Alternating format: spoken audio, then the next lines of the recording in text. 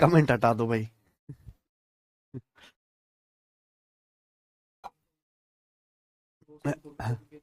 चलिए, नमस्ते हमारे प्यारे भाइयों बच्चों, क्या मैं आप सबको लाइव दिखाई दे रहा हूं?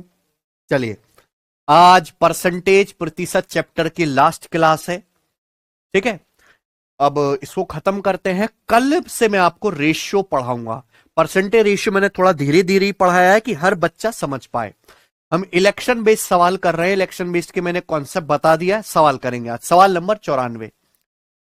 केवल शिवा और राजू ही महाविद्यालय के चुनाव में खड़े हुए। शिवा को वैलिड वोट का कुल 55% वोट मिला। 20% वोट इनवैलिड भी थे। कुल 7500 वोट पड़े। राजू को कुल कितने वैलिड वोट प्राप्त हुए? सवाल यह, राजू को कितने वैलिड वोट मिले? बहुत बेसिक सा सवाल है, ध्यान से सुनेगा। एक जो है कॉलेज के इलेक्शन में दो कैंडिडेट खड़े हुए, शिवा और राजू। कुल कितने वोट डले? 7500। कुल 7500 वोट डले। 7500 वोटों में से 20% वोट इनवैलिड है। देखो, 100% में से 20% क्या है? इनवैलिड है। तो फिर वैलिड वोट कितने? 100 माइनस 20, 80%। तो 7500 का 80% ये आपके सामने वैलिड वोट है। ये जो लिखा हुआ आपके सामने वैलिड वोट है। अब शिवा को वैलिड वोट का कुल 55% वोट मिले। शिवा को वैलिड वोट में से कितने वोट मिले? 55%। लेकिन सवाल ये पूछ रहा है कि राजू को कुल कितने वोट मिले। ये तो पूछ रहा है ना सवाल भाई। ये टोटल वैलिड वोट है। वैलिड वोट में से 55% शिवा ले गया, तो राजू को कितने मिले होंगे फिर? 100 में से 55 घटाओ 45%। ये आपके सामने कुल वैलिड वोट लिखे हुए हैं। वैलिड वोट का 55% कौन ले गया? शिवा। तो 100 में से 55 घटाइए, वैलिड वोट का 45% किसको मिला होगा? राजू को। यही सवाल का आंसर आ जाएगा। राजू को कुल इतने वैलिड वोट मिले हैं। कैलकुलेशन करेंगे, आंसर आ जाएगा डी ऑप्शन। करने की जरूरत नहीं, क्योंकि 45 में क्या आ रहा है? 9। तो जो भी आंसर आएगा 9 से कटने वाला आएगा, वो एक ही ऑप्शन है। ठीक है ना बच्चे? आगे चलते हैं, बताइए। 95।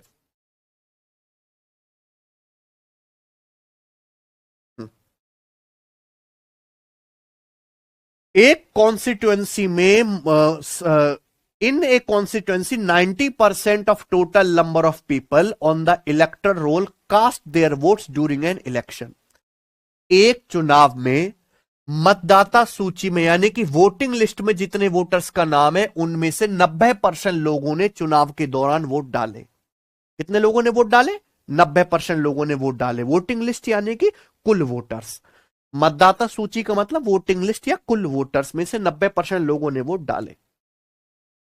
डाले गए वोटों में 15% अवैध घोषित कर दिए गए। ठीक है। जीता ने वैलिड वोट के 60% वोट प्राप्त किए। जीता आदमी का नाम है। जीता को वैलिड वोट का 60% वोट मिले। ठीक है। सवाल आ गई है, अगर जीता को 91,800 वैलिड वोट मिले हैं, तो वोटिंग लिस्ट में कुल कितने लोग शामिल थे? मैंने कल ही इस टाइप के सवालों को एक लाइन में करने का तरीका बताया है। मान लीजिए कि वोटिंग लिस्ट में कुल n वोटर्स थे। मान लो वोटिंग लिस्ट में कुल कितने वोटर थे? n वोटर्स थे। 90% लोगों ने वोट डाला। 90% का फ्रैक्शन वैल्यू क्या होता है? 10% 1/10, 90% 9/10। यानी कि इतने लोगों ने वोट डाला। ये डाले गए वोट है, आपके सामने लिखा हुआ ये डाले गए वोट। अब जितने वोट डले उसमें से 15% इनवैलिड है। 15% की फ्रैक्शन में क्या वैल्यू है? 3/20। जितने वोट डले हैं उसमें 3/20 इनवैलिड है। यानी कि डाले गए वोटों में से 20 में से 3 इनवैलिड है। तो वैलिड कितने? 17।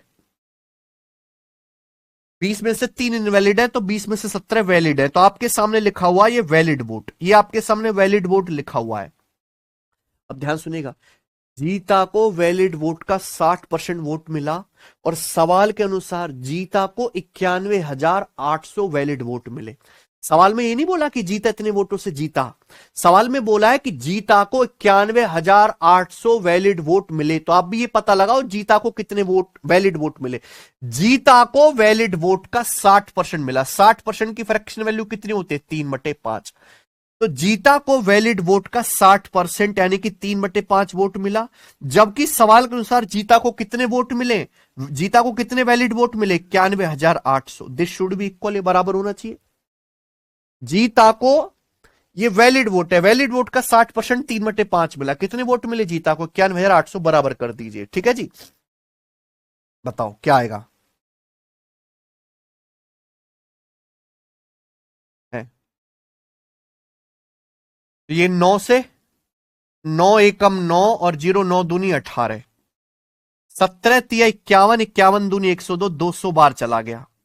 तो यानी कि कुल कितने वोटर्स हैं? कुल वोटर हैं 20 पंजे 100 दुसाम 1000, 200 की 1000 में गुणा कर देंगे। 20 पंजे 100 है भी, 100 दुसाम 1000, 200 की 1000 में गुणा कर देंगे, यानी कि आ जाएगा 2 लाख। 2 लाख वोटर से ऑप्शन नंबर डी यही आंसर है। क्लियर है? आगे चलते, अगला सवाल बताएंगे। सवाल है आपके सामने 96। यही सबसे ज्यादा इंपॉर्टेंट सवाल है। अगर पेपर में चुनाव का कोई सवाल सबसे ज्यादा आता है तो यही वाला आता है। इसको आपको अच्छे से समझना है। दो कैंडिडेट के बीच एक चुनाव में, दो कैंडिडेट के बीच एक चुनाव में 10% वोटर्स ने अपना वोट नहीं डाला। दो कैंडिडेट के बीच एक चुनाव हुआ, 10% वोटर्स ने वोट नहीं डाला और 5% वोट इनवैलिड पाए गए। सफल उम्मीदवार को, सफल यानी कि जो जीतने वाले कैंडिडेट है, विनर कैंडिडेट को वैलिड वोट का 52.5% वोट मिला और 1710 वोटों से चुनाव जीता है। तो आपसे पूछा है वोटिंग लिस्ट में वोटर्स की संख्या ज्ञात करें। सबको मेरी बात समझ में आ गई है? बताइए, वोटिंग लिस्ट में वोटर्स की संख्या ज्ञात करें। मान लीजिए कि वोटिंग लिस्ट में कुल कितने वोटर्स हैं? एन। वोटिंग लिस्ट में कुल कितने वोटर्स हैं? एन। एन का मान निकालना, ध्यान सुनेगा। कुल वोटर्स एन, 10% लोगों ने वोट नहीं डाला। 100% में से 10% ने वोट नहीं डाला तो कितने लोगों ने वोट डाला है? 90%। और 90% की फ्रैक्शन वैल्यू होती है 9/10, यानी कि 9/10 टोटल वोटों का 9/10 लोगों ने वोट डाले, डाले गए वोट है। जितने वोट डले हैं उसमें से 5% क्या है? इनवैलिड। 5% की फ्रैक्शन वैल्यू क्या होती है? 1/20, यानी कि 1/20 वोट डाले गए वोटों में से 1/20 इनवैलिड है। तो फिर वैलिड वोट कितने, योग्य वोट कितने? 20 में से एक खराब है, तो 20 में से 19 क्या है? वैलिड। तो ये क्या लिखा हुआ आपके सामने? Valid vote. वैलिड वोट लिखा हुआ आपके सामने। विनर जो कैंडिडेट है, सफल उम्मीदवार को वैलिड वोट का 52.5% मिला। विनर को कितना मिला है? वैलिड वोट का 52.5%।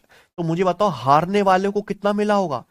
100 में से 52.5 घटाएंगे तो कितना आ जाएगा? 47.5%। 100 में से क्या घटा दीजिए? 52.5 घटा दीजिए, 47.5 आएगा। अगर जीतने वाले को वैलिड वोट का 52.5% मिला है विनर को, तो लूजर को कितना मिला होगा? 100 में से 52.5 घटे वैलिड वोट का 47.5%, तो कितने के डिफरेंस से जीत रहा है? वैलिड वोट का 52.5 माइनस 47.5, 5%। वैलिड वोट के 5% के डिफरेंस से चुनाव जीता। तो वो चुनाव जीता है वैलिड वोट के 5%। वैलिड वोट का 5% यानी कि 1/20, इतने वोटों के अंतर से चुनाव जीता। जबकि सवाल के अनुसार कितने वोटों से चुनाव जीता है? विनर कैंडिडेट 1710 वोटों से चुनाव जीता है। तो दिस शुड बी इक्वली क्या होना चाहिए? बराबर। अब आपसे पूछा कुल वोटर्स की संख्या बताओ। 19 निम्मा 171 से 10 बार चला जाएगा, तो कुल वोटर्स कितने आगे? 20 गुणा 20 400, दुसाम 4000, 4000 की 10 में गुणा कर देंगे 40,000। तो कुल वोटर्स की संख्या आ गई 40,000। यही आंसर है, बी ऑप्शन। ठीक है ना? ये चीज आपको दिमाग में करने, लिखना नहीं है। तो ये सवाल एक एक लाइन के हैं बस, एक एक लाइन में सवाल खत्म। आखिरी सवाल करेंगे इलेक्शन का, और जो सबसे बढ़िया सवाल भी है, आखिरी वाला।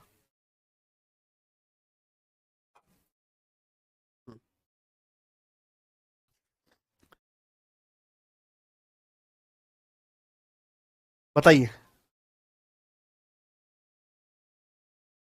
हालांकि आपके पेपर में 2-3 साल से सवाल नहीं पूछा गया है, लेकिन फिर भी मैंने सवाल डाला है। और ये सवाल जो मैंने लेटेस्ट डाला है ये है सीपीओ के पेपर का, सीपीओ के पेपर का। लेकिन उससे ये सवाल इलेक्शन के बीच में बहुत पॉपुलर है। आपके एग्जाम में 2-3 साल से नहीं आया, अलग बात है, लेकिन आपको आना चाहिए। ये सवाल पिछले सवालों से अलग है और आप मुझे पढ़ के बताओ ये सवाल पिछले सवालों से क्यों अलग है। एक चुनाव में वोटिंग लिस्ट में शामिल 12% लोगों ने वोट नहीं डाला। एक चुनाव में कुल जितने वोटर्स हैं उसमें से 12% लोग वोट नहीं डालते, नहीं डालते, कोई मतलब नहीं वोट डालने से उन्हें। 84 वोटर्स ने अपने वोट खाली डाले।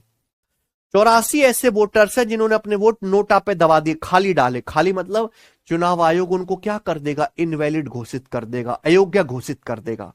तो 84 वोट चुनाव आयोग इनवैलिड कर देगा क्योंकि वो वोट कैसे खाली है। केवल 2 उम्मीदवार खड़े थे, रामज्ञा और श्रवण। विजेता रामज्ञा, यानी कि इनमें विनर कौन है, रामज्ञा विनर है। यही लाइन सबसे इंपॉर्टेंट है। तो विनर रामज्ञा भाई को सूची के सभी मतदाताओं में से 54% का समर्थन प्राप्त हुआ। यानी कि विनर कैंडिडेट को टोटल वोटर्स, सूची के सभी मतदाता यानी कि वोटिंग लिस्ट के सभी वोटर्स, यानी कि कुल वोटर्स का 54% वोट रामज्ञा को मिला है। अभी तक हमने जितने भी सवाल करे उनमें क्या दिया हुआ था कि विनर कैंडिडेट को वैलिड वोट का इतना परसेंट मिला। किसका वैलिड वोट, क्या है वैलिड वोट नहीं, कुल वोट का 100% का, है कि नहीं। तो यहां रामज्ञा जो विनर कैंडिडेट है उसको सभी वोटर्स का 54% सपोर्ट मिला है।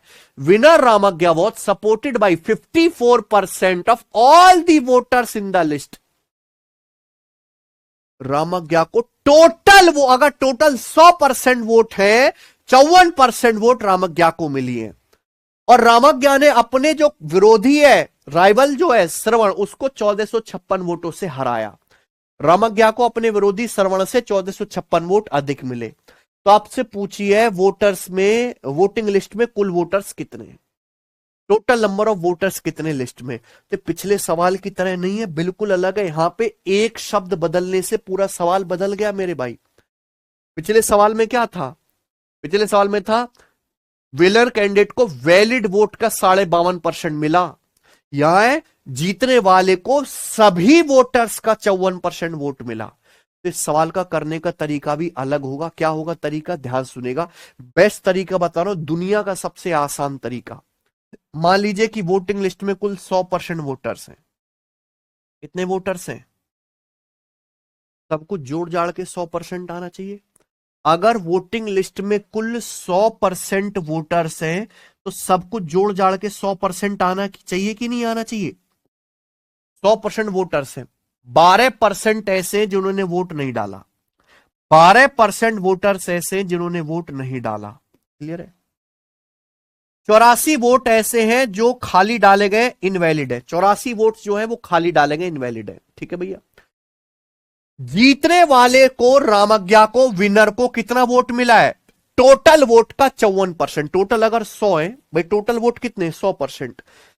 तो 100% में से 54% किसको मिला है, 100% में से 54% किसको मिला है, विनर को। किसको मिला है, विनर को।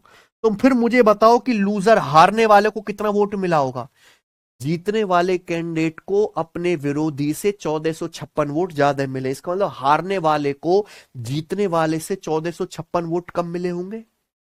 अगर विनर कैंडिडेट को 54% वोट मिले हैं तो हारने वाले को 54% से 1456 वोट कम मिले होंगे। बताओ ये हारने वाले के वोट आगे कि नहीं आगे। क्या आपको मेरी बात समझ में आ रही है जी भाई। तो सब चीज जोड़ जाड़ के किसके बराबर आनी चाहिए, 100% के बराबर आनी चाहिए। कुल वोटर 100% है। 100% में से 12% ऐसे जिन्होंने वोट नहीं डाले, 84 वोट खराब, 54% मिले जीतने वाले को, और वो कितने वोटों से जीता? 1456 वोटों से जीता। यानी कि हारने वाले आदमी को जीतने वाले से 1456 वोट कम मिले। अगर जीतने वाले को 54% है, हारने वाले को कितने होंगे? 54% माइनस 1456। और इन सब को जोड़ के टोटल कितना आना चाहिए? इन सब को जोड़ के मेरे प्यार भी टोटल किसके बराबर होना चाहिए? 100% के बराबर होना चाहिए कि नहीं होना चाहिए? बताइए, बस खेल खत्म। पूरी दुनिया में इससे आसान तरीका है कोई सवाल को करने का? नहीं ना? आप बोलोगे हाँ जी सर, तो आप यहां पे जोड़ लीजिए। आ गया 100% बराबर राइट साइड में कितना आ जाएगा ये बताओ? 54 प्लस 54 108, 108 प्लस 12 120%। पहले परसेंटेज वाली चीज जोड़ लेंगे ना। 54 प्लस 54 108 प्लस 12 120%। अब ये देखो, ये चीज जुड़ जाएगी। 84 माइनस 1456, ये हो जाएगा ना। 84 माइनस 1456 कितना आएगा? पहले 56 कम कर लो, 1400, फिर 28 कम कर लो, यानी कि 1372 आ गया ना।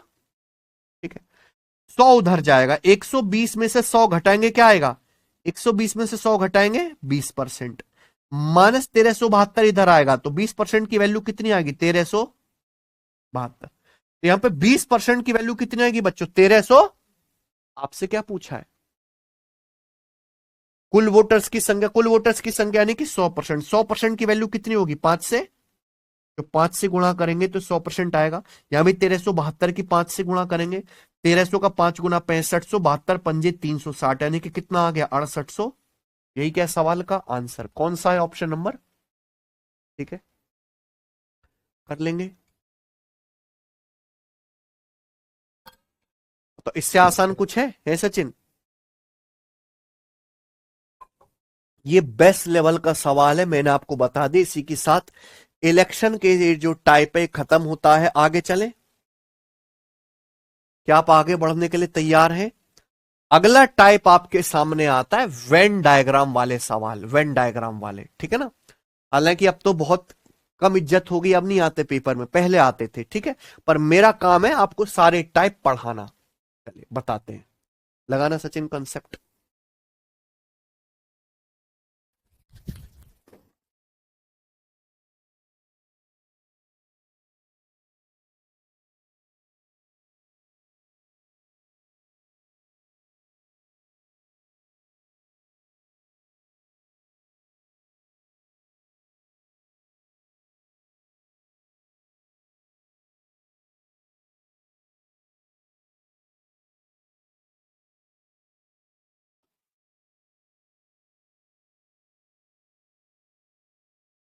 ठीक है बच्चों, कोई दिक्कत? चलिए, तो अगला कॉन्सेप्ट है आपके सामने, और ये आखिरी टाइप है फिक्स टाइप में। ठीक है बच्चे, तब बच्चे अपनी कॉपी में हेडिंग डाल लेंगे वेन डायग्राम। ठीक है बच्चों, ध्यान सुनेगा। चलिए, आप कहोगे सर ये वेन डायग्राम होता क्या है, इसका क्या मकसद है?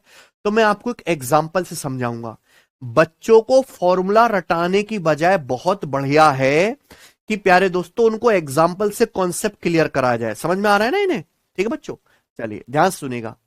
मान लीजिए कि एक क्लास है, मान लीजिए कि एक क्लास है, उसमें मेरे प्यारे भाई सब बच्चों का पेपर कराया जाता है, 2 सब्जेक्ट का पेपर कराया जाता है ना।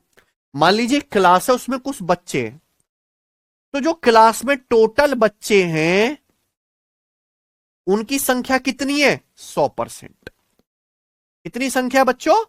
100%। तो एक क्लास में पढ़ने वाले टोटल बच्चे हैं कितने प्यारे दोस्तों? 100%। आई ना बात समझ में? आप बोलोगे हाँ जी सर 100%। तो ये आपको एक आयत दिखाई दे रहा है, इस आयत के अंदर जो संख्या है वो कितनी है? 100%। सारे बच्चे है ना। ये डब्बा है, ये डब्बा का मतलब है 100% बच्चे। इन बच्चों का टेस्ट लिया जाता है 2 सब्जेक्ट का, सब्जेक्ट ए और सब्जेक्ट बी। सब्जेक्ट ए है रेड कलर वाला और सब्जेक्ट बी है ग्रीन कलर वाला। आई ना बात समझ में? तो जब टेस्ट लिया जाएगा तो कुछ बच्चे ऐसे होंगे जो सब्जेक्ट ए में पास होंगे, कुछ ऐसे होंगे जो सब्जेक्ट बी में पास होंगे, और कुछ बच्चे ऐसे होंगे जो दोनों ही सब्जेक्ट में पास होंगे। आई ना बात समझ में? तो ये जो रेड सर्कल है ये उन बच्चों की संख्या है जो सब्जेक्ट ए में पास हुए। आई ना बात समझ में, है कि नहीं सचिन? तो इसको मैं क्या लिख देता हूं, एन ए। एन ए का मतलब आप समझे, सब्जेक्ट ए में पास होने वाले बच्चों की संख्या, सब्जेक्ट ए में पास होने वाले बच्चों की संख्या, ठीक है ना।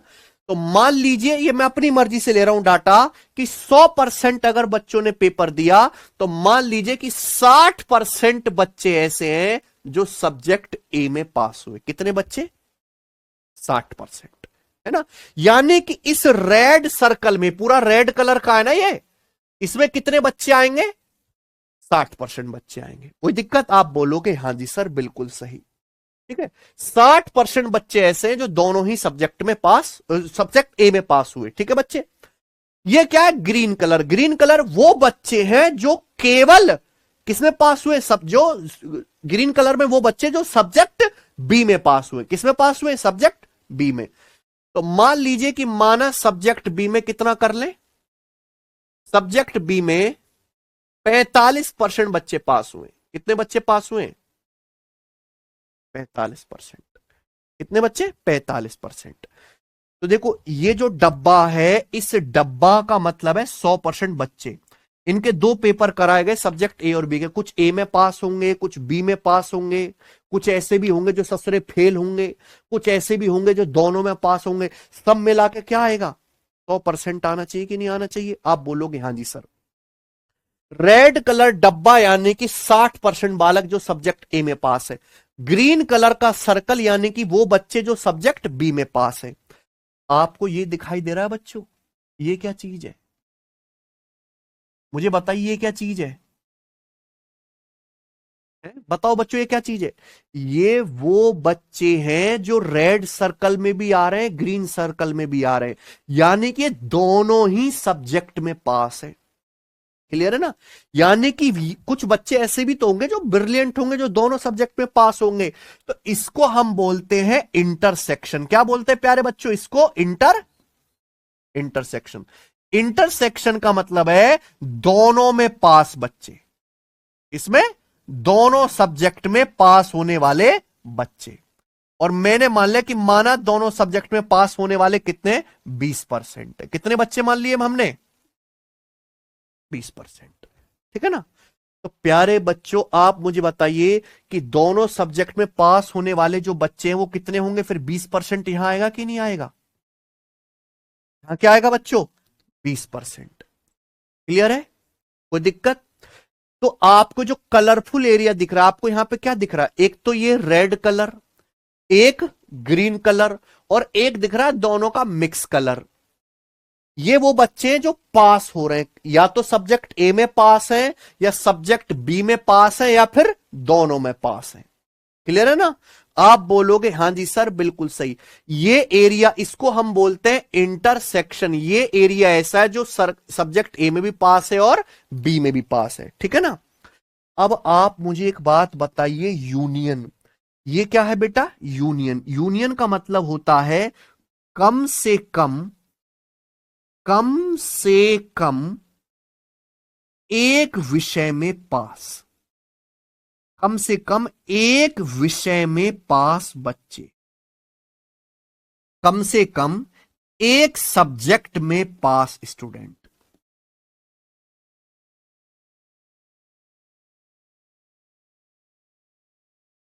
आई ना बात समझ? कम से कम एक सब्जेक्ट, कंसेप्ट समझ गया? सवाल 5 मिनट में खत्म हो जाएंगे।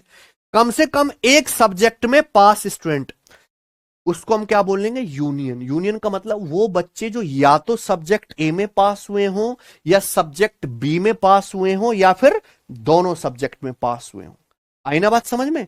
यानी कि जो कलर आपको दिख रहा है ना, जो कलरफुल एरिया दिख रहा है, यहां तो कोई कलर नहीं है ना, जो कलरफुल एरिया दिख रहा है वही क्या है? यूनियन।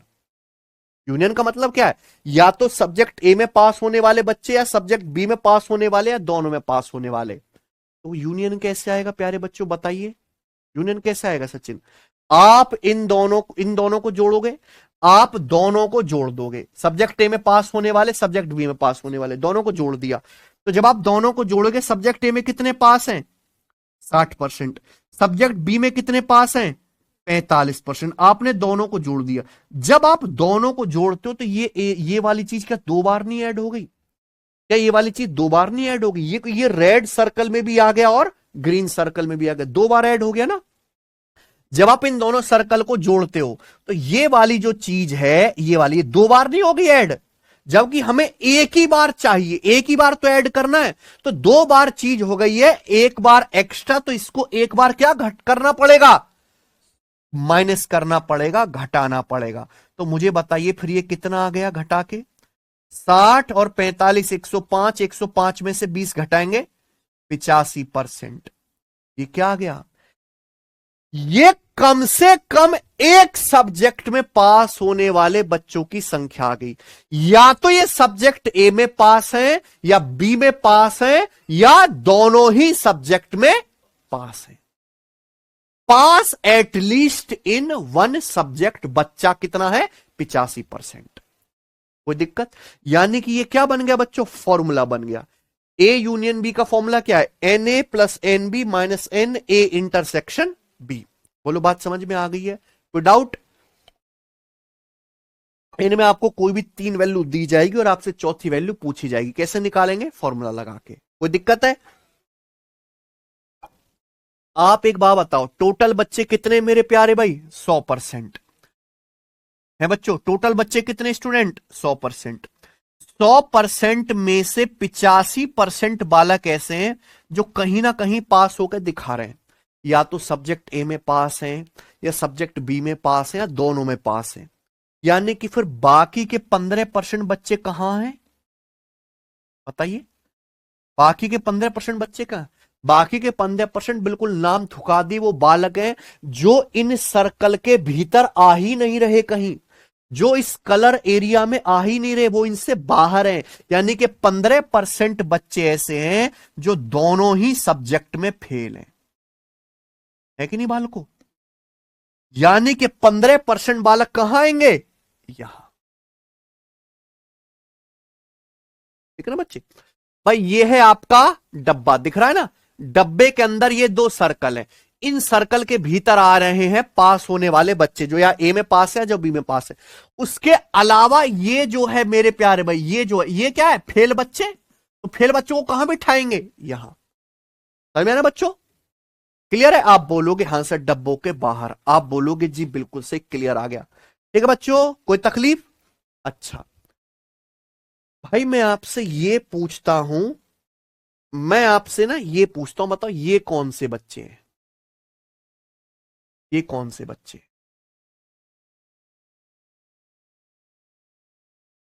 मैं आपसे पूछता हूं, ये कौन से बच्चे हैं?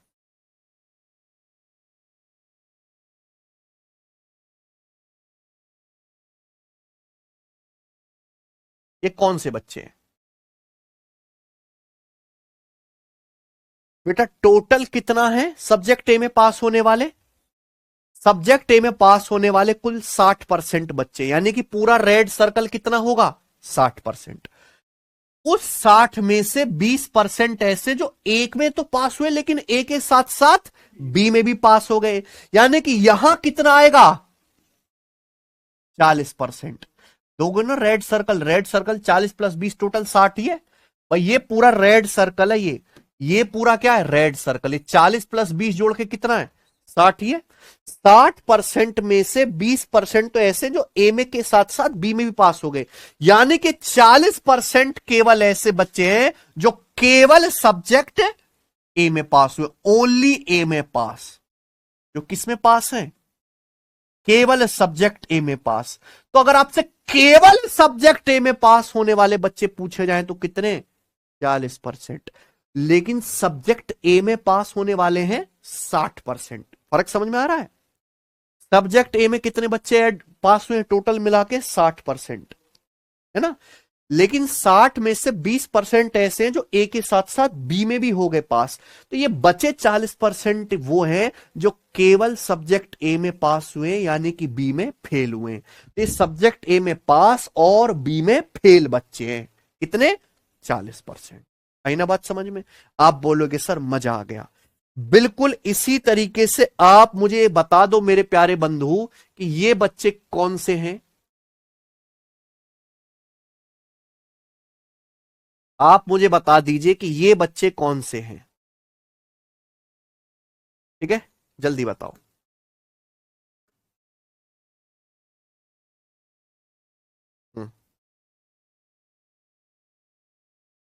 सब्जेक्ट बी में पास होने वाले कुल कुल कितने, 45%। ये पूरा जो ग्रीन सर्कल है कितने बच्चों का है, ये पूरा 45% का।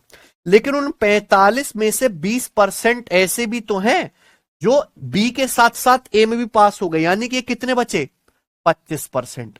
ये 25% बच्चे ऐसे हैं जो केवल सब्जेक्ट बी में पास है, इसमें पास है, यानी कि केवल सब्जेक्ट बी में पास है और ए में फेल है। ठीक है ना बच्चों, आप बोलोगे हाँ जी सर, और यही पूरे वेन डायग्राम की फिगर है। मुझे लगता है एक एक बात आपको क्लियर दिख रही होगी, दिख रही है ना।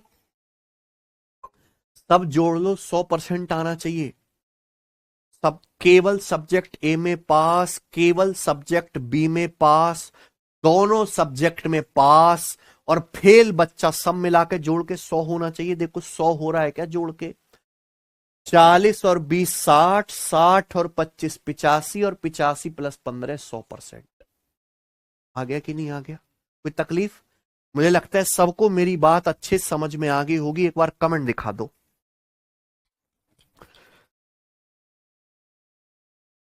बच्चों समझ में आ गया। अमन कह रहे हैं गुस्सा आता है, बेटा काय बात पे आता है।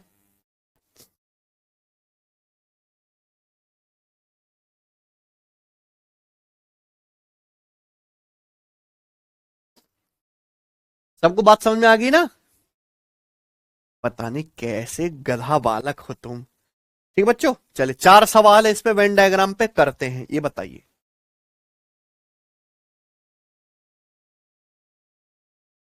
सवाल नंबर है आपके सामने स्टूडेंट कौन सा, 98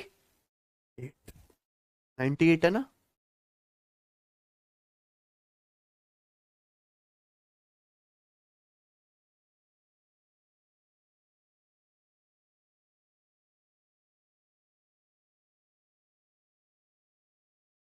चलिए आगे चलते हैं, हटा दो।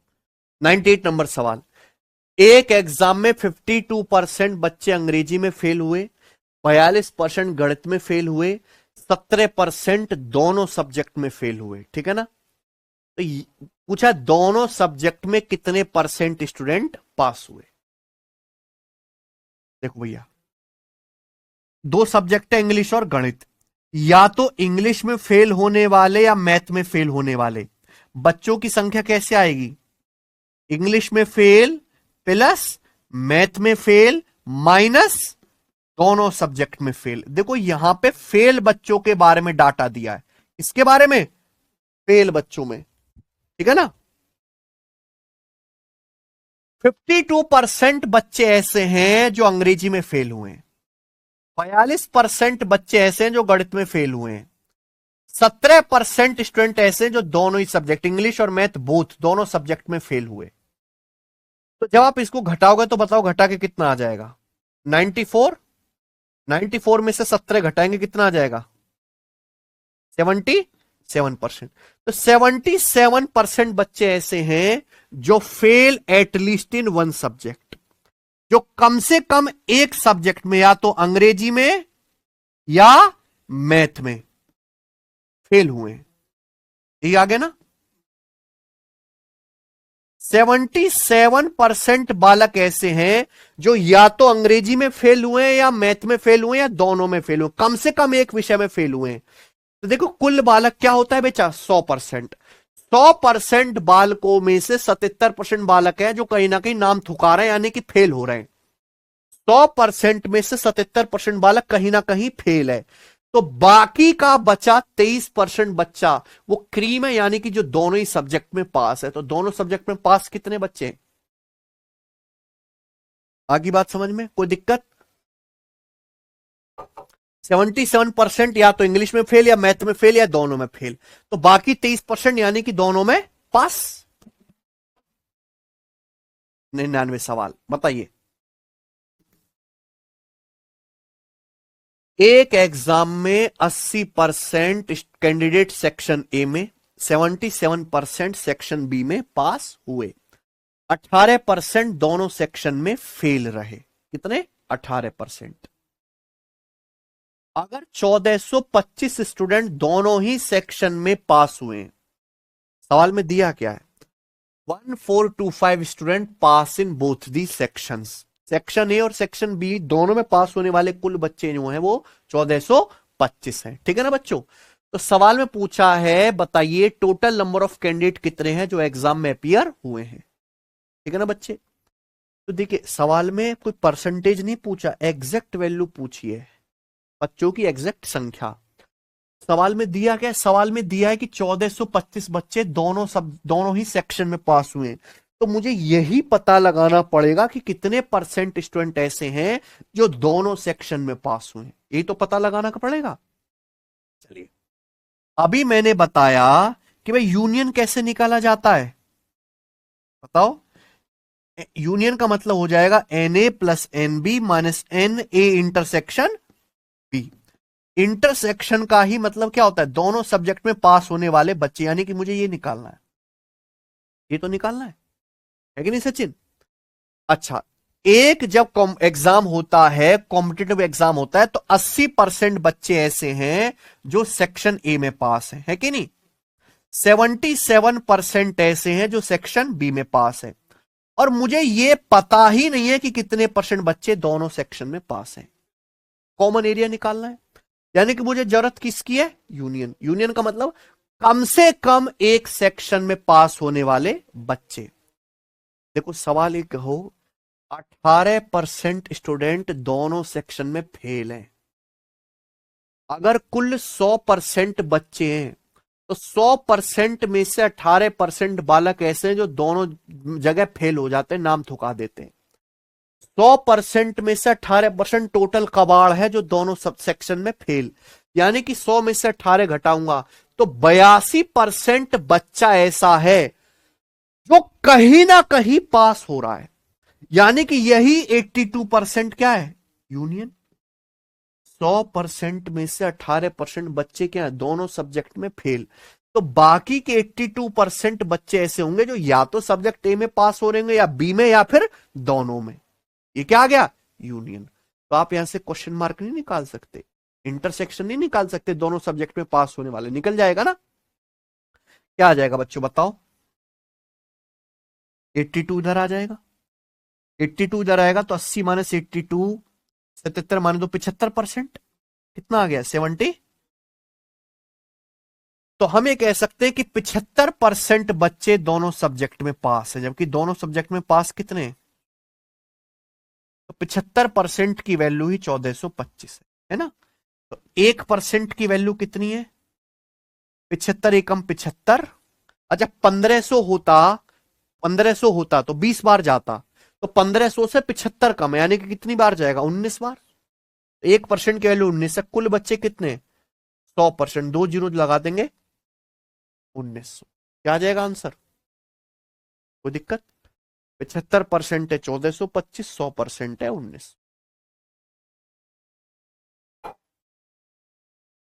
ठीक है बच्चे, आगे चले नेक्स्ट। शतक पूरा हुआ, इसी के साथ सवाल नंबर आपके सामने 100 बनाइए।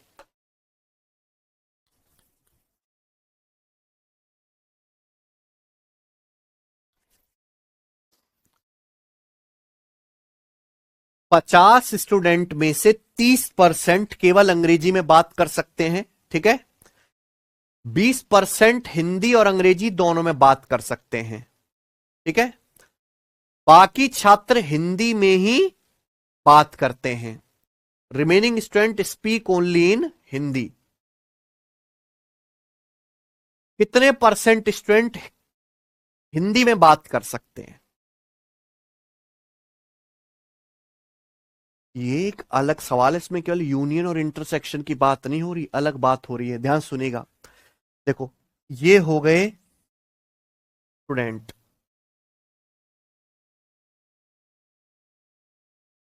कुछ स्टूडेंट ऐसे हैं जो इंग्लिश में बात कर सकते हैं, कुछ स्टूडेंट ऐसे जो हिंदी में बात कर सकते हैं, और कुछ स्टूडेंट ये कॉमन ऐसे हैं जो दोनों ही सब्जेक्ट, दोनों ही भाषाओं में बात कर सकते हैं। यही बात है, आप बोलोगे हाँ जी सर, और टोटल जोड़ जा रखे कितना आना चाहिए, 100%। ठीक है ना बच्चों। चलिए 30% केवल अंग्रेजी में बात कर सकते हैं। तो ये जो एरिया है, ये वाला जो एरिया है, ये कितना है? ये वो बच्चे जो केवल अंग्रेजी में बात कर सकते हैं। कितना आ गया? 30%। कितना आ गया? 20% हिंदी और अंग्रेजी दोनों में बात कर सकते हैं। तो हिंदी अंग्रेजी दोनों में बात करने वाले बच्चे कितने? 20%।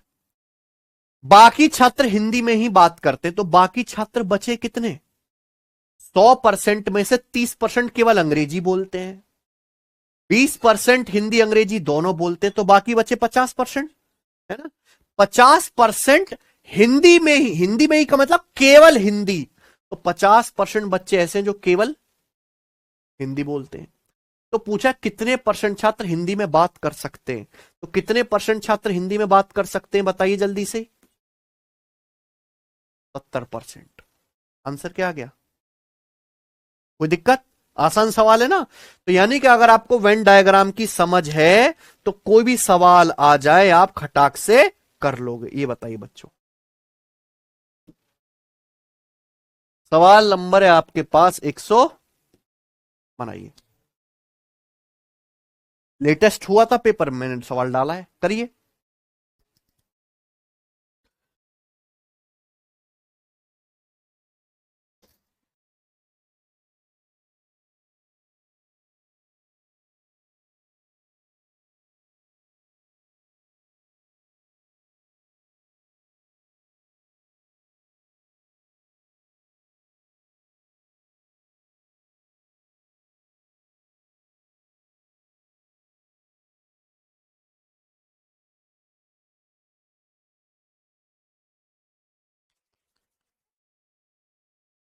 एक गांव में 60% परिवार के पास एक गाय है, 30% परिवारों के पास भैंस है, 15% परिवारों में से प्रत्येक के पास गाय और भैंस दोनों हैं। कुल मिलाकर गांव में कितने परिवार हैं? 960। कितने परिवार के पास गाय और भैंस कुछ भी नहीं है? ठीक है, तो बहुत आसान सवाल है।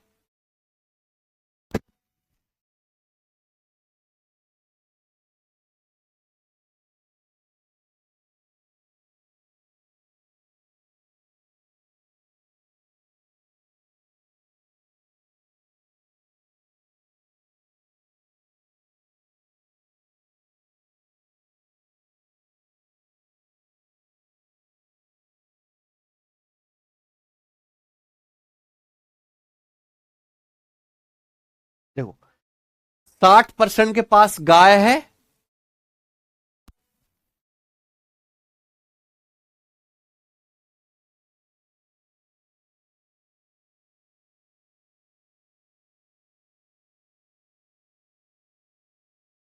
हाँ, एक गांव में 60% के पास कितनी क्या है? गाय, प्लस 30% के पास भैंस, 15% के पास गाय भैंस दोनों। तो 60 30 90 माइनस 15 कितना आ गया?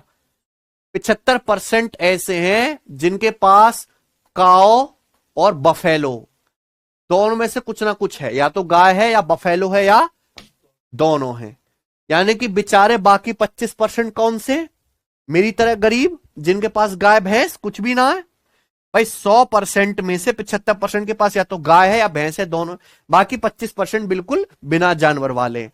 तो कुल 960 परिवार का 25% यानी कि 1/4 कितना आ गया? 240। इनके पास ना तो गाय है ना, खत्म। ठीक बच्चों, इसी के साथ देखो वैसे तो 3-3 सर्कल का भी वेन डायग्राम होता है, पढ़ते रहो, कोई फायदा थोड़ा ना, आपके पेपर में आना ही नहीं, जो वही पढ़ना है जो आएगा। इसी के साथ परसेंटेज के जितने भी फिक्स वैरायटी के सवाल होते हैं वो खत्म। ठीक है ना भाई।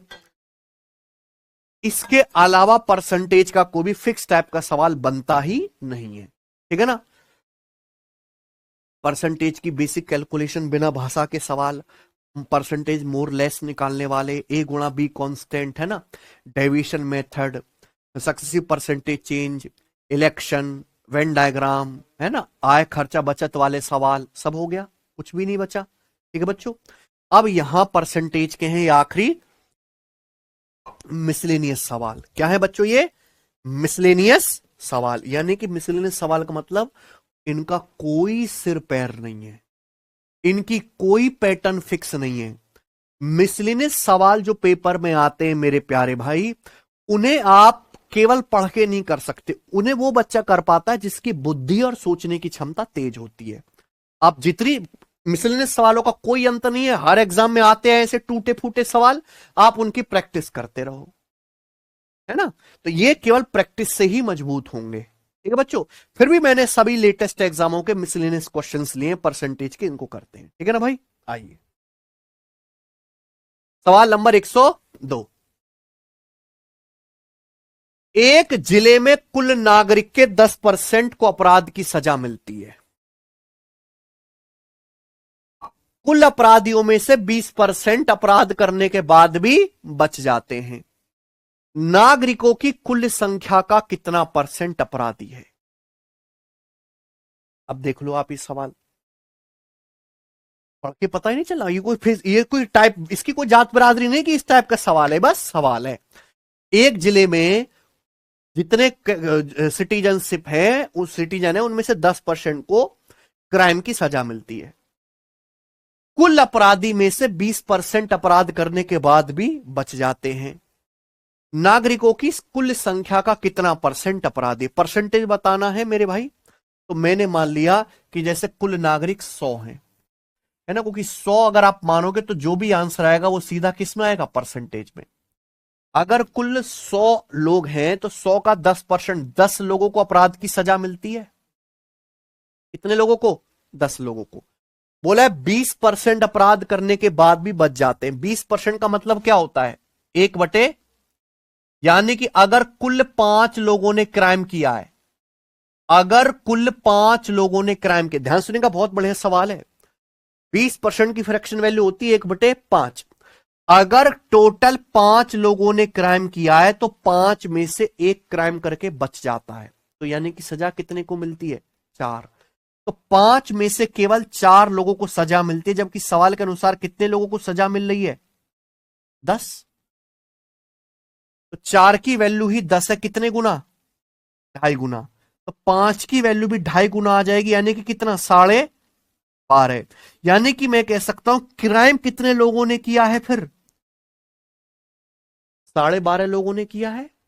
12.5 लोगों ने क्राइम किया, जिसमें से 20% यानी कि 2.5 लोग बच गए। सजा कितने को मिलेगी? 10 लोगों को। तो 100 लोगों में से 12.5 लोगों ने क्राइम किया है, यानी कि परसेंटेज में कितना? 12.5%। ये तो पूछा कितने लोग अपराधी हैं, 12.5%। आई ना बात समझ में? गजब सवाल है, गजब की लैंग्वेज है। आइए एक बार फिर से देखना। सवाल है आपके सामने यहां पर 103, बताइए। An archer can hit a target with a certain percentage of accuracy, है ना। एक तीरंदाज है, जब वो तीर के निशाने मारता है तो उसकी निशाना ठीक लगने की एक एक्यूरेसी है, एक परसेंटेज है। If the weather becomes stormy his accuracy drops by 20%।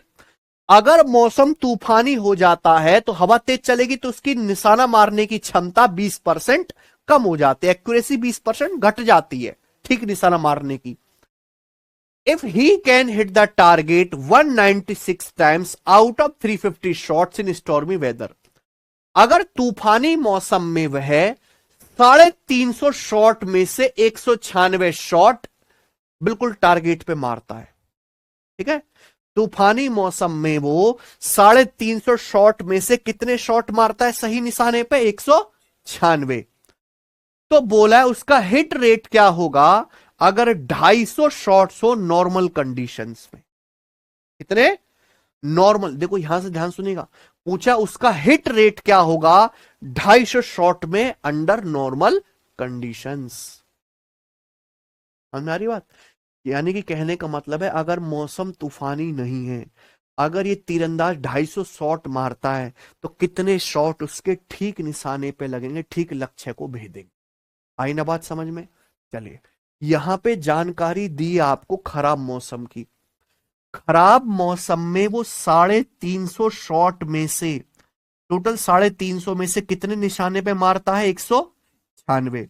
तो मैं केवल खराब मौसम की बात कर लेता हूं। किसकी? खराब मौसम की।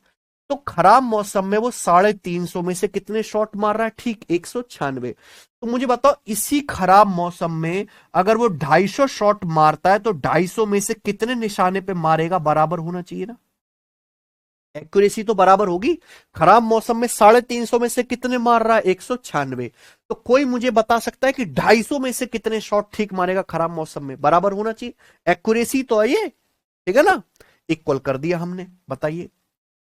तो 50 सत्ते और 50 पंजे, 7 से कितनी बार चला जाएगा?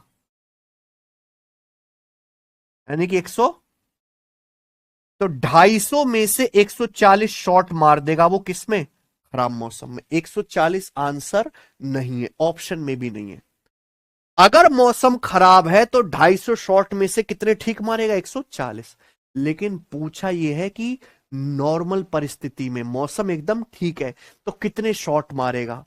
देखिए, जब मौसम खराब होता है तो उसकी एफिशिएंसी कितनी कम हो जाती है? जब मौसम खराब होता है तो उसकी एक्यूरेसी 20% कम हो जाती है, यानी कि 1/5। यानी कि उसके 5 शॉट अगर ठीक लगने थे तो एक कम, 4 शॉट ही ठीक लगते हैं खराब मौसम में। अगर नॉर्मल कंडीशन में वो 5 शॉट ठीक मारता तो खराब मौसम में कितने मार रहा है? 4 ही मार पा रहा है, ठीक। और खराब मौसम में कितने शॉट मार रहा है? 100। तो 4 की वैल्यू 140 है, कितने गुना? 35 गुना। तो नॉर्मल कंडीशन में कितने मारेगा? 35 गुना 175। ये क्या आ गया आंसर? Option number B.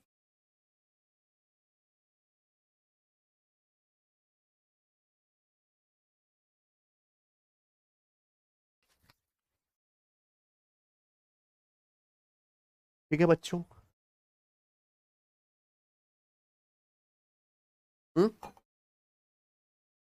तो ये सब क्या है? मिसलिनियस क्वेश्चंस है। आइए आगे चलते हैं। सवाल नंबर आपके सामने 104। एक परीक्षा में बैठने वाले लड़कों और लड़कियों की संख्या 9:7 के अनुपात में थी, ठीक है। परीक्षा पास करने वाले लड़कों और लड़कियों की संख्या 3:2 के रेशियो में थी। एग्जाम में पास होने वाले बॉयज गर्ल्स का रेशियो 3:2 है।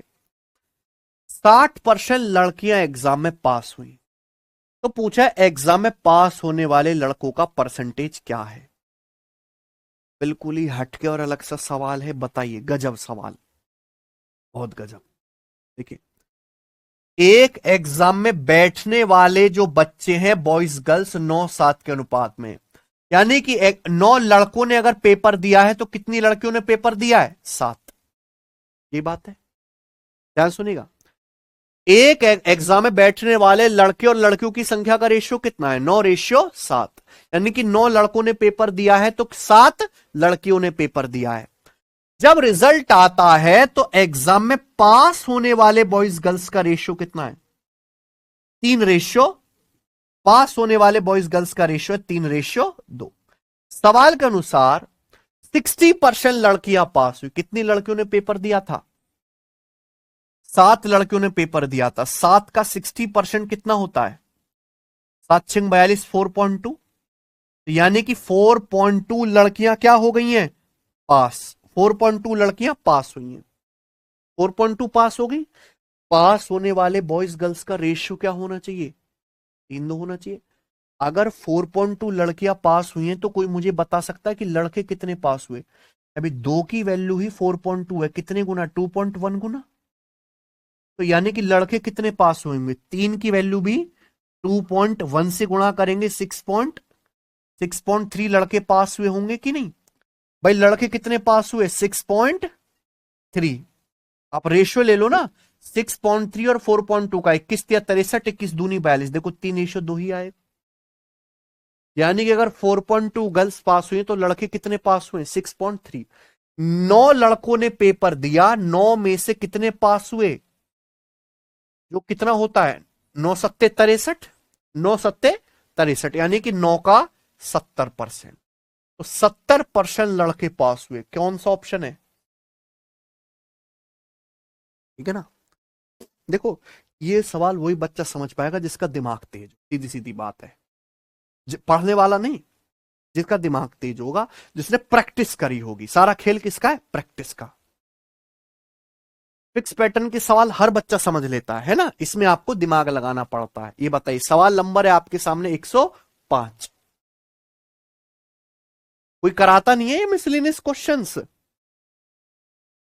जी।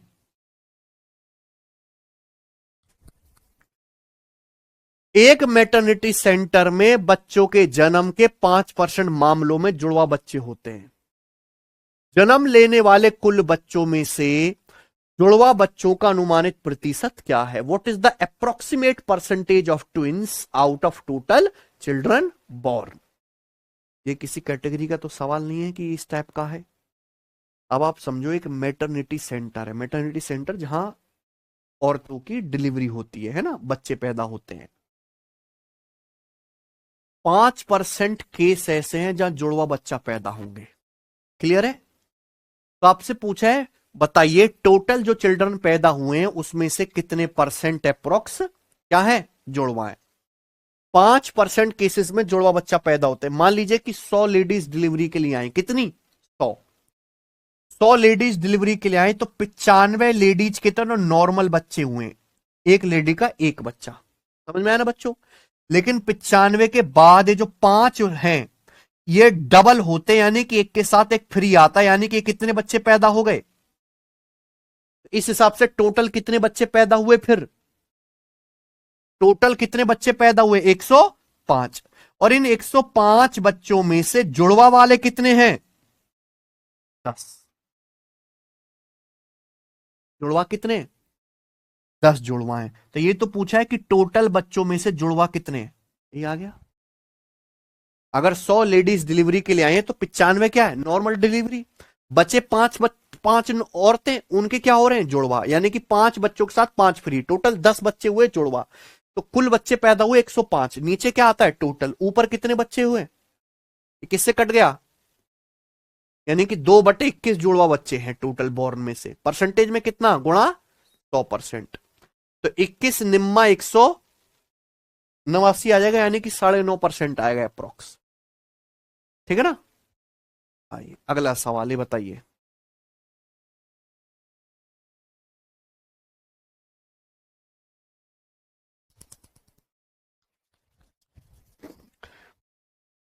एक संख्या के 70% और दूसरी संख्या के 30% का योग 360 है। इन दोनों संख्याओं के योग का 20% 160 है। दोनों संख्याओं को जब हम जोड़ते हैं तो कितना आता है? 100। दोनों संख्याओं के योग का 20%, सॉरी कितना? 100। पूछा है दूसरी संख्या का 2/5 क्या है ना? सेकंड नंबर का 2/5 क्या है? अक्सर बच्चे जब भी ऐसे सवालों को देखते हैं इमोशन में आके क्या माना, पहली संख्या x दूसरी संख्या y, बनाओ दो इक्वेशन, सॉल्व करो। नहीं, दिमाग में करेगा। परसेंटेज भी एक मजाक है। जब हम ये कह रहे हैं एक संख्या का 70%, तो पहली संख्या के बारे में बात है केवल। दूसरी संख्या का 30% केवल दूसरी संख्या के बारे में बात है। ठीक है ना? तो मान लीजिए कि दो संख्याएं हैं, फर्स्ट और सेकंड। समझ में ना बच्चों? सवाल ये कह रहा है कि एक संख्या का 70% और दूसरी संख्या के 30%, इनको जोड़ के कितना आता है? इनको जोड़ के आता है 360। ठीक है ना बच्चों? कोई दिक्कत? इन दोनों संख्याओं के योग का 20% कितना है? 160। दोनों संख्याओं के योग का 20% कितना है?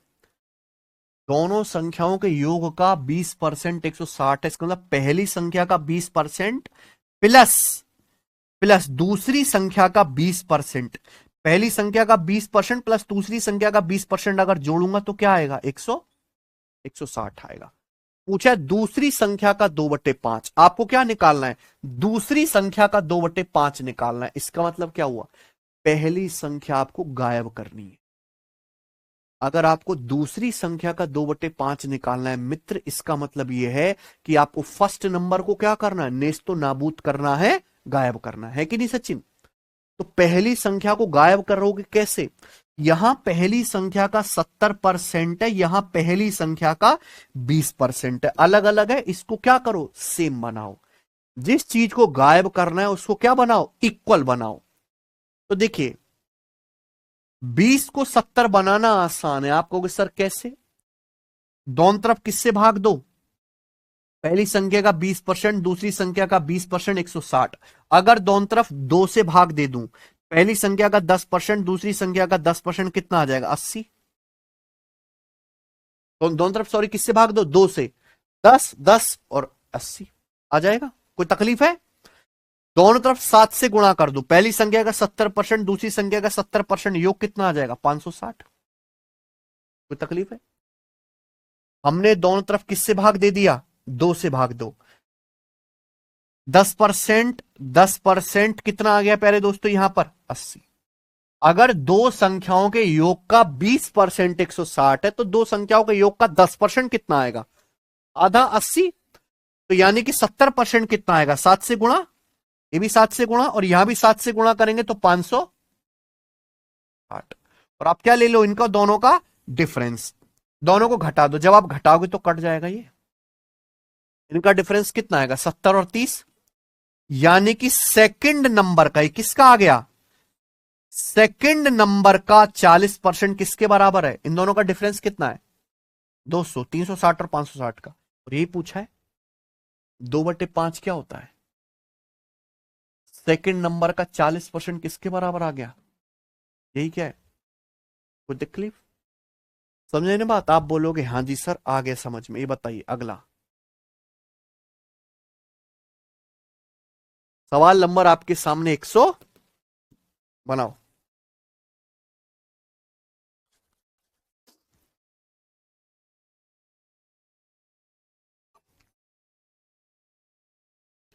एक किसान के पास जो चावल है उसमें से 60% चावल बेचता है, ठीक है, बाकी बचे में से 20% को खुद के लिए यूज करता है, ठीक है। अगले दिन वह बचे चावल का 80% बेचता है और बाकी को खुद के लिए उपयोग करता है ना, बाकी स्वयं के उपयोग के लिए यूज करता है, ठीक है ना। कुल चावल का कितना परसेंट उसने अपने उपयोग के लिए लिया। सब कुछ सवाल समझ में आ गया, कोई मुश्किल सवाल तो नहीं है, बताइए।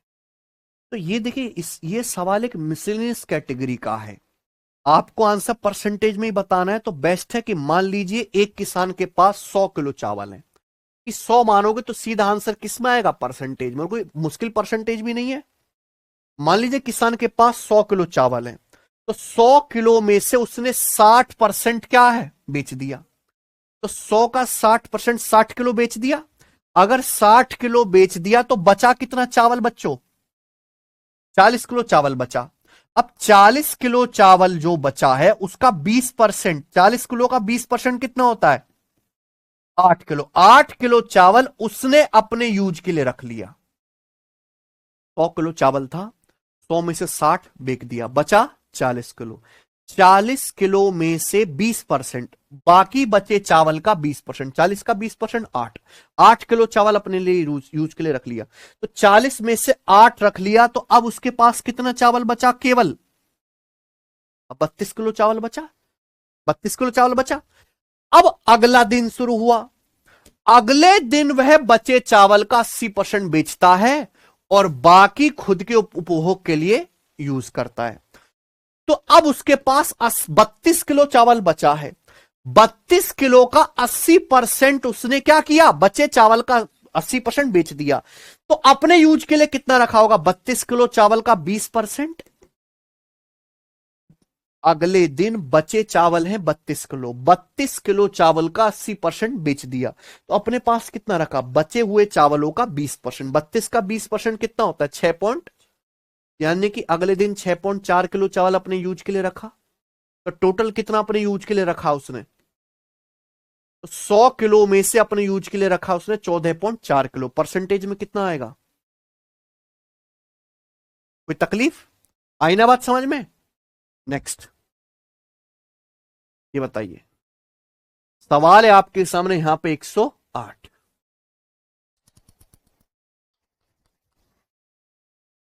अच्छे से पढ़ने, इनकी भाषा तो ही समझ पाओगे।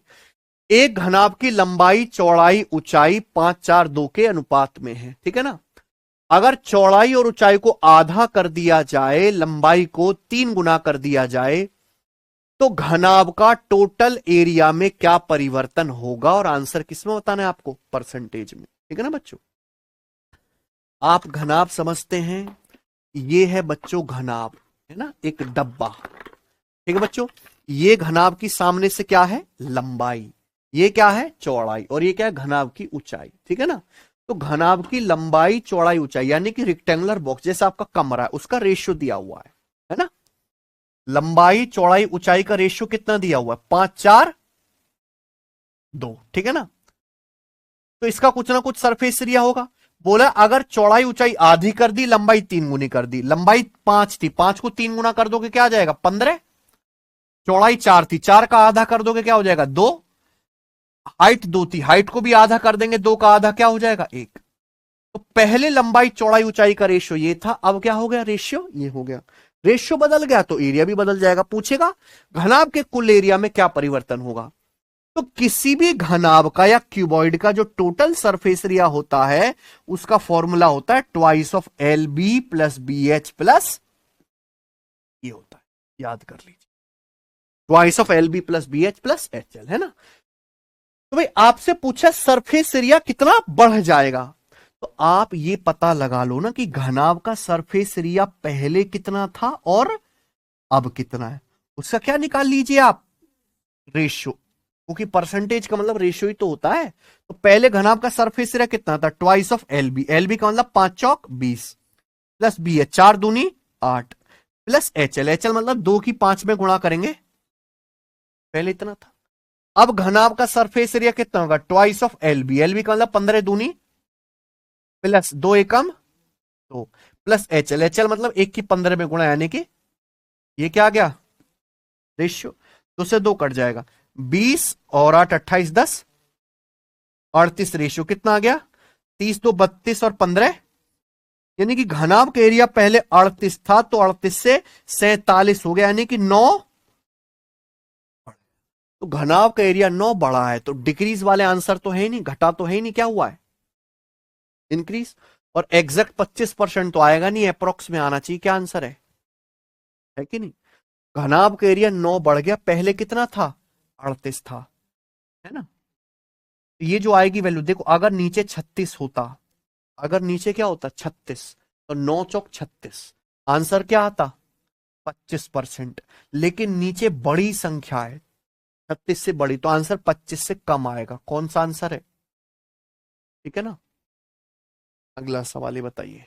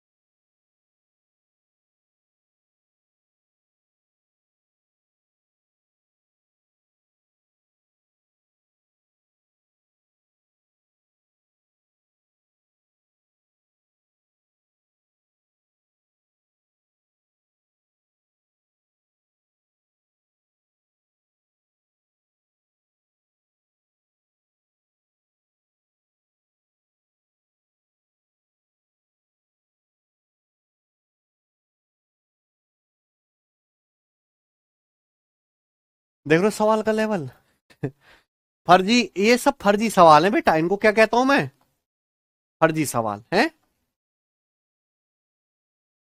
40 किलो केक के 5 व्यक्तियों A B C D E के बीच इस तरीके से बांटा जाता है, इसका 15% ए को, 25% सी को, 30% ई को और 20% डी को। यदि 1 किलो केक की कीमत 150 रुपए है और प्रत्येक आदमी उसके द्वारा प्राप्त हिस्सों के अनुसार भुगतान करता है, तो बी और ई दोनों द्वारा मिलाकर भुगतान की गई राशि कितनी है? बी और ई द्वारा है। सवाल तो लंबा ही लंबा है, दम थोड़ा है कुछ। 40 किलो केक को मेरे दोस्तों 5 लोगों में बांटा जाता है, A B C D E को। ए को कितना केक मिला? 15%। सी को कितना मिला? 25%। ई को 30%। डी को कितना मिला? 20%। तो एक आदमी बच गया बी। तो मुझे बता दो बी को कितना केक मिला होगा? टोटल जोड़ के 100% होना चाहिए ना। 15 और 25 40, 40 और 30 70, 70 और 20 90। 90% तो सब ले गए, तो बचा 10% केक मिलेगा बी को। पूछा बी और ई दोनों द्वारा कितना पेमेंट किया गया। ई को कितना केक मिला है? दिया गया है 30%, यानी कि बी को 10%, ई को 30%, तो दोनों को मिलाकर केक मिला 40%। कितना? 40%। तो अगर 40 किलो केक को मंगाया था तो 40 किलो का 40% हो गया जी 16 केजी, है ना। तो 16 केजी केक तो ये दोनों बी और ई खा गए, तो इनका पैसा भी इसको ही देना, इनको ही देना पड़ेगा। अब सवाल में बोला गया 1 किलो केक कितने का है? 1 किलो केक की कीमत 150 रुपए है, तो बी और ई 16 केजी के लिए कितना देंगे? 16 गुणा 150, यानी कि कितना लंबा सवाल था, ठीक है ना। यूपीएसआई का क्वेश्चन है ये। आइए बनाइए जरा।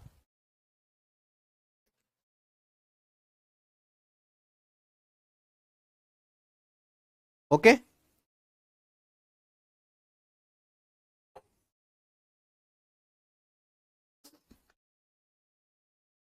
चलो जी। एक आदमी ने 25 लाख रुपए वसीयत में निम्नलिखित तरीके से दिए। ये थोड़ा डेंजर लग रहा है सचिन। एक आदमी ने 25 लाख रुपए वसीयत में निम्नलिखित तरीके से दिए। एक ट्रस्ट के लिए 15%, शेष राशि को इस तरीके से बांटा जाना है कि उसकी पत्नी, 2 बेटियां जो समान हिस्सेदारी प्राप्त करती हैं और 3 बेटों में से प्रत्येक बेटे को हर बेटी का 1.5 गुना मिलता है, ठीक है ना। यदि उसकी पत्नी को प्रत्येक बेटी को मिलने वाले हिस्से से दुगना मिलता है ना, उसकी जो वाइफ है उसको बेटी से दुगना मिलता है, तो पूछा उसकी पत्नी का हिस्सा कितना होगा। आंसर बताना लाख में, है ना। ध्यान सुनेगा मेरे भाई। तो भैया एक आदमी के पास 25 लाख रुपए की वसीयत है, 25 लाख में से 15% उसने ट्रस्ट में दान दे दिए, यही तो बात है। 25 लाख रुपए में से 15% दान दे दिए, तो बचा कितना? 100% में से 15 हटा दो, बचा 85%। 25 लाख रुपए का 85% उसने अपने बेटा, बेटी और पत्नी में बांट दिए, और उसी में से पूछा है बताओ पत्नी का शेयर क्या होगा, है ना। तो भैया कुछ शेयर उसका वाइफ को भी मिलेगा, कुछ डॉटर को भी मिलेगा और कुछ सन को भी मिलेगा, है ना।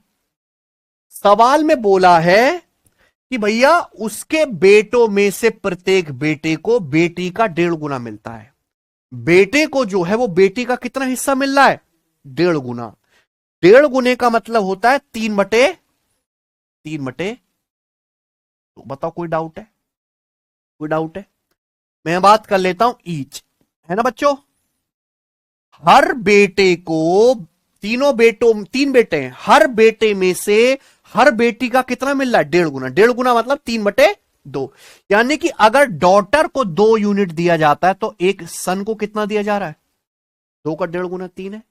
ये बात समझ में आ रही है? कोई तकलीफ इसमें? आगे, उसकी पत्नी को प्रत्येक बेटी को मिलने वाले हिस्से से दुगना मिलता है। वाइफ को जो है बेटी से दुगना मिलता है। बेटी को कितना मिलता है? 2। तो वाइफ का शेयर कितना होगा? 4।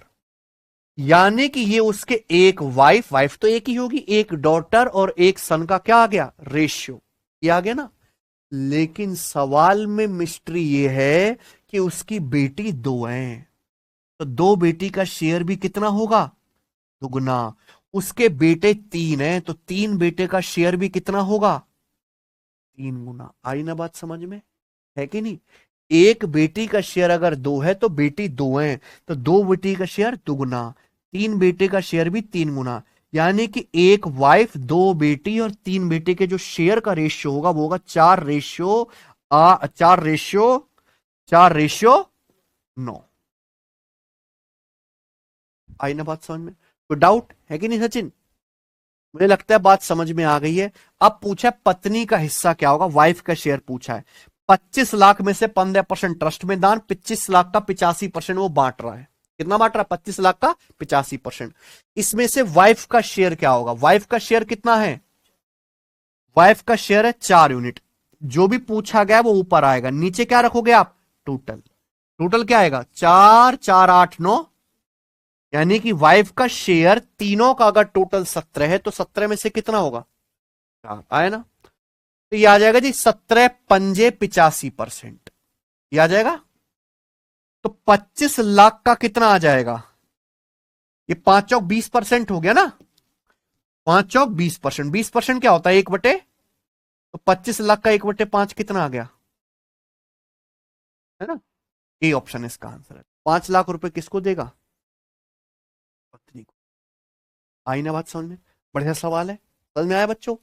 आगे चलते, ये आखिरी सवाल होगा, लास्ट सवाल है। जल्दी से करके बता दीजिए इस सवाल का क्या आंसर है।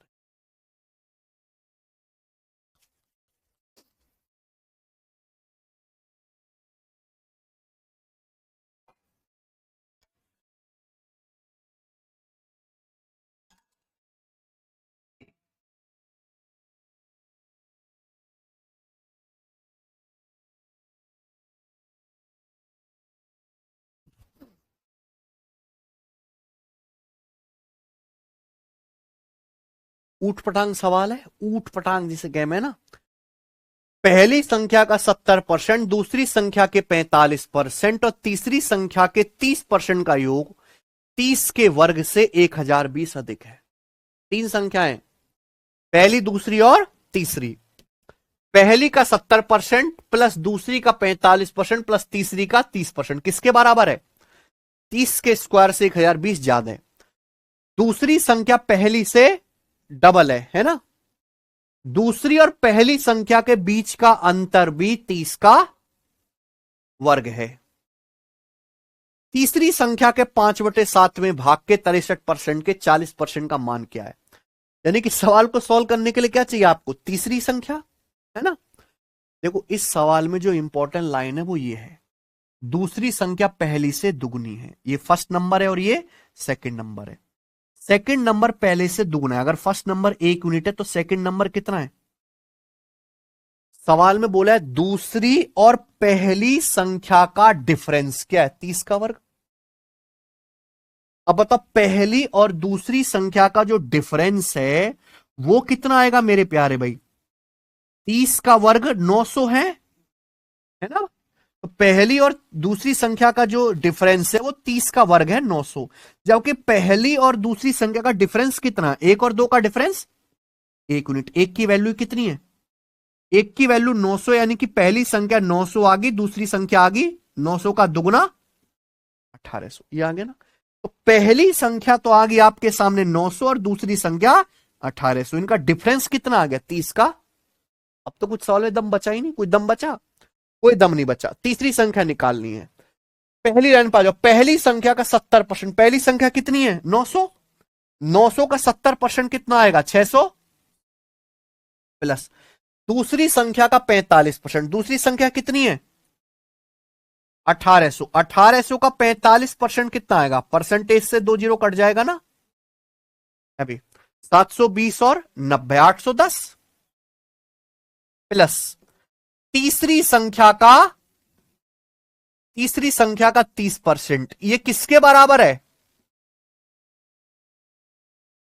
पहली संख्या का 70%, 900 का 70%, 630। दूसरी संख्या 1800 का 45%, 810। तीसरी संख्या का 30%। ये किसके बराबर है? ये 30 के वर्ग से 1020 अधिक है। बताओ, तो 30 का वर्ग क्या हो गया? 900। तो 900 से 1020 ज्यादा है, कितना आ गया? ये 1920 आ गया। ठीक है ना बच्चों? तो यहां से थर्ड नंबर का 30%, 30% कितना होता है? 3/10 क्या आ जाएगा? ये क्या आ जाएगा? 1440।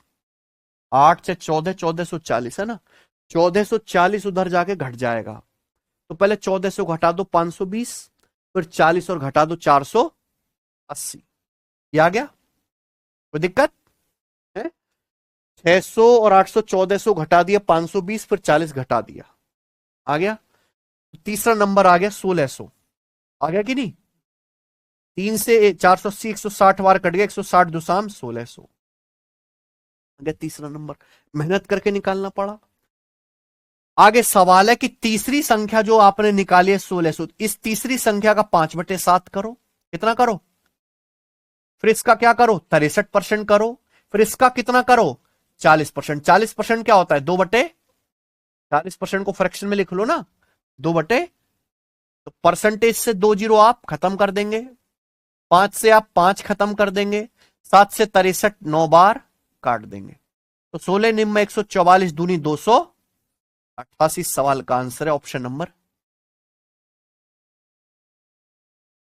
समझ में आया? सवाल लंबा जरूर है पर ये टफ नहीं है।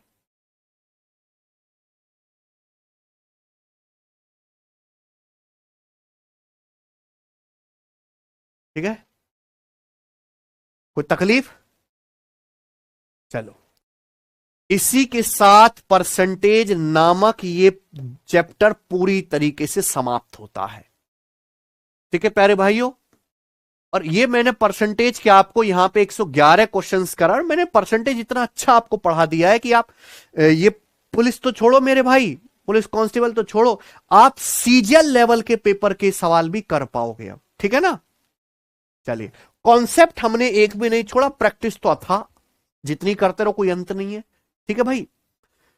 कल से हम रेशियो शुरू करेंगे, और भैया सैटरडे को भी आपकी क्लास होगी, और हम 2-3 क्लास में ही रेशियो को खत्म कर देंगे। ठीक है बच्चे? चलिए, बताइए कैसा लगा आपको एक चैप्टर पढ़ के, एक बार मुझे कमेंट बता दीजिए। हाँ जी, आपको रेशियो पढ़ के कैसा, ये परसेंटेज चैप्टर पढ़ के कैसा लगा, मुझे कमेंट्स में बता दीजिए। आज मैं रेशियो की सीट बना लूंगा आप लोगों की, जितने भी लेटेस्ट सवाल हुए हैं सारे पेपर, जैसे भी दिल्ली पुलिस कांस्टेबल का लेटेस्ट पेपर हुआ है ना, उसके भी सवाल मैं अपडेट कर दूंगा उसमें। ठीक है ना?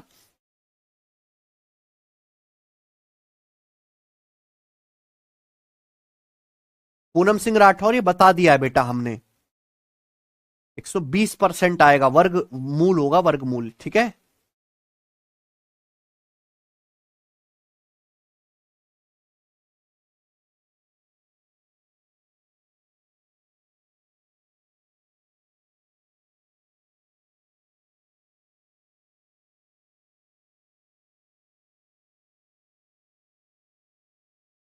चलो, सारे टाइप समझ में आ गए? ठीक है, आज इतना ही छोड़ते हैं। रेशियो के बाद हम लोग करेंगे प्रॉफिट लॉस डिस्काउंट, और उसके बाद time and work pipe and system. ठीक है ना? ये 15 दिन में हमारा करने का प्लान है, कि 15 दिन के भीतर ये हो जाए। ठीक है ना? फिर आपका जैसे मिक्सर एलिगेशन एवरेज 1 हफ्ते का काम है। फिर हमारे जो वही, ये आपका जो है हो जाएगा बहुत जल्दी। उसके बाद आपके 2 ही चैप्टर तो बचते हैं केवल, कौन सा? Mensuration, time speed and distance, और SICI। ठीक है? अगले 15 दिन के भीतर हम profit loss discount, time and work, pipe and system ये करा देंगे। ठीक है बच्चों? चलिए।